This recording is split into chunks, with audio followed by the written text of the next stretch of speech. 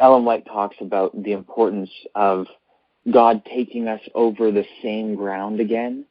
If we've gone over a certain ground and haven't fully learned what we were supposed to learn, God will take us over the same ground again.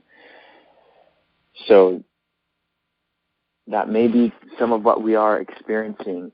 And there's something else that I learned earlier today, or I had a clearer understanding of that I want to share with you guys as maybe a kind of first installment of our harvest, our new harvest of the same types of grains.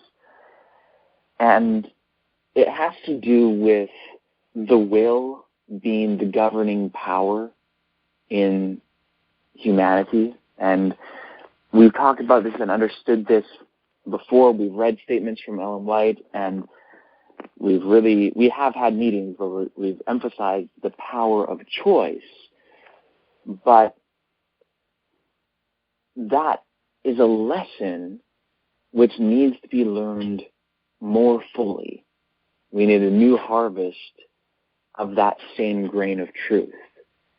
And so a realization that I had is that many in the message who have come to recognize that the message is true and see the truth of justification by faith and that we need to do away with sin in our lives and recognize that the only way for that to take place is a choice. Yet, people find themselves not making that choice and instead choosing to fall to sin. And obviously, people can be discouraged going through an experience like that. And part of the discouragement, a huge part of it, is people feel helpless.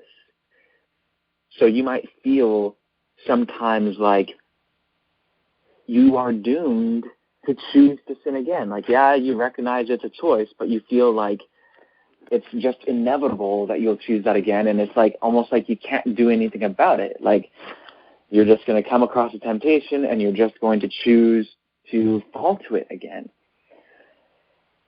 So the realization that I had is that when people are thinking like that, they may call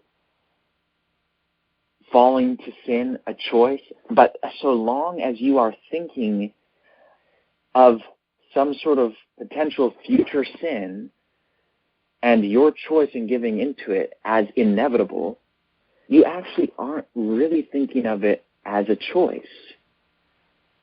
Any choice that is doomed to be made isn't really a choice.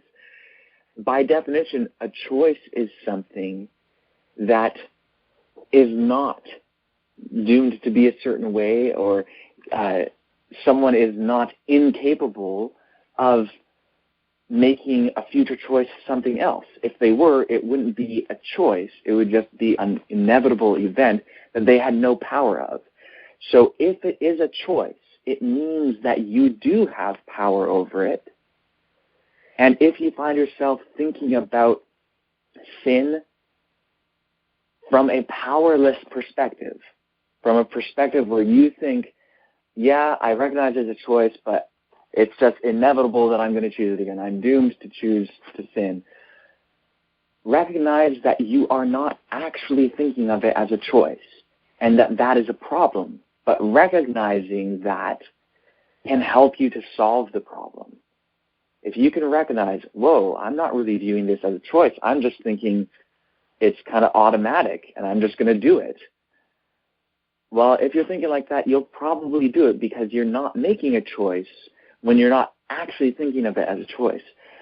So, once again, if you are thinking of sin from a powerless perspective and from an inevitable perspective, realize that you're not actually thinking of it as a choice, and that that is a huge part of the problem. So you can actually change how you think about it. And in order to really think of it as a choice, you have to realize, oh, whoa, what it means for this to be a choice is that it is truly up to me. It is truly within my power to be able to do one thing or the other thing. And no matter what I do, it is done because I took matters into my own hands and created the outcome. Because that's, committing sin or acting out righteousness, these are things that come about from our choice. The will is the governing agent in the man.